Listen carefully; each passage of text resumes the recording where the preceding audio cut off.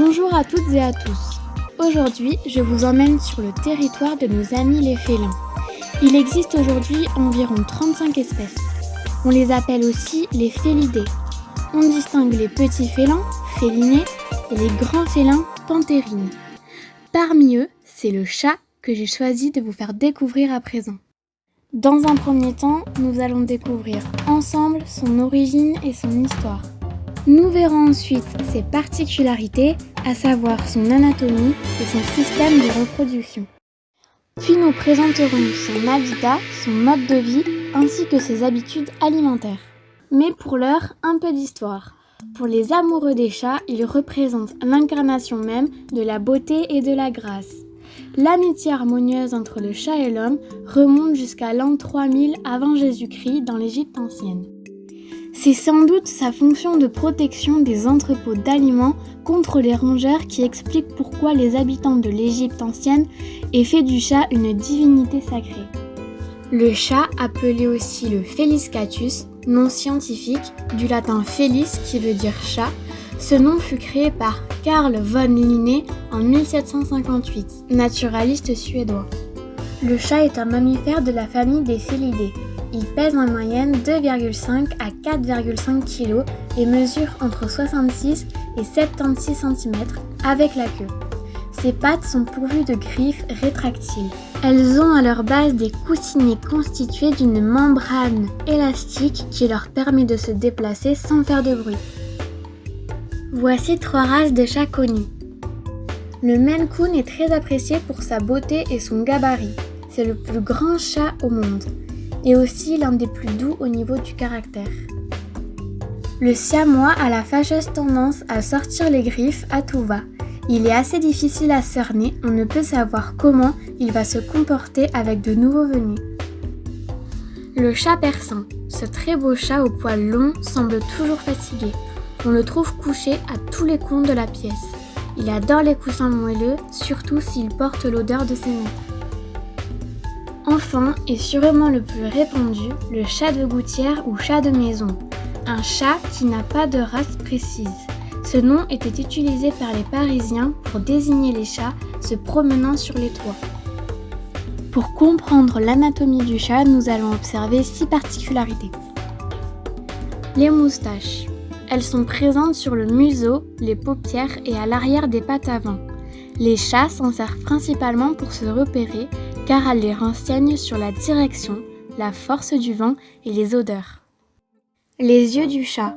Les yeux sont d'une importance capitale pour le chat, dont la vue est le sens le plus aiguisé. Il est parfaitement à l'aise dans l'obscurité grâce au tissu qui recouvre la rétine et qui permet d'amplifier la lumière nocturne. Le chat voit des couleurs, le bleu et le jaune, mais le chat est peu sensible au rouge, et le vert lui paraît blanchâtre, donc une pelouse lui paraît blanche. Les oreilles. Constituées de 32 muscles, les oreilles du chat sont dotées d'une audition très fine, plus encore que celle des chiens.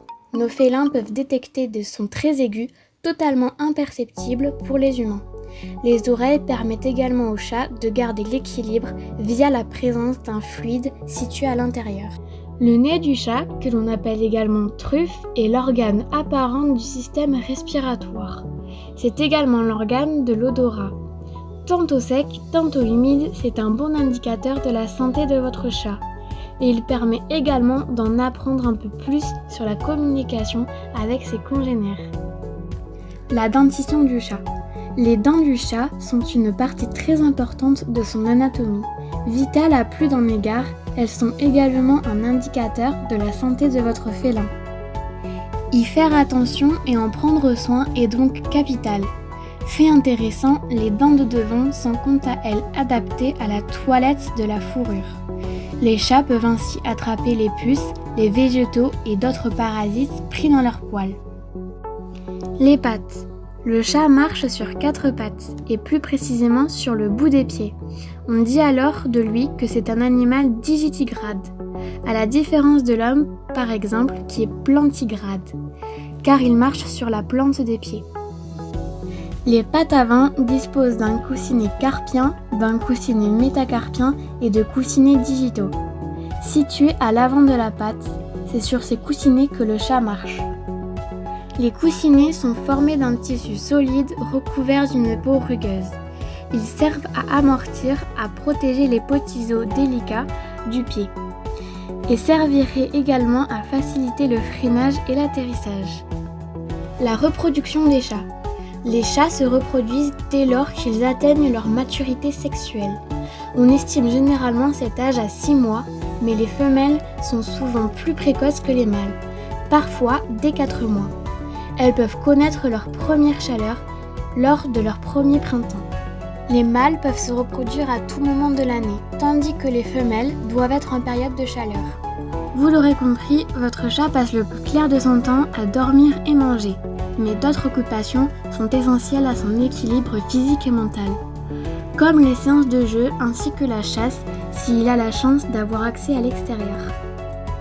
Plus tard, le chat adulte continuera de les exercer puisque le comportement de jeu est essentiellement dérivé de l'instinct de chasse et constitue ainsi un déstressant naturel pour notre petit prédateur, tout aussi domestiqué qu'il soit.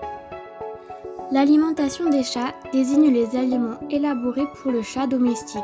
Ces aliments peuvent se présenter sous forme sèche, en granulés, appelés croquettes, ou humides dans des sachets fraîcheurs, ou conservés dans des boîtes scellées, comme les céréales et les légumes.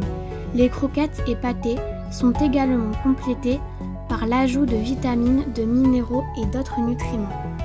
Le sommeil chez les chats. La durée de sommeil du chat est en moyenne de 16 heures sur 24 heures. Cela signifie que votre chat passe environ les 2/3 de sa vie à dormir. Ce nombre d'heures de sommeil n'indique pas forcément qu'il est épuisé. Le chat est un prédateur et à l'état sauvage. Il ne sait pas toujours s'il va pouvoir manger à sa faim. Comme tous les autres félins, il a donc tendance à économiser son énergie en attendant son prochain repas. Et je conclurai en vous citant la phrase de Françoise Giroud, journaliste et femme politique, on ne possède pas un chat, c'est lui qui vous possède.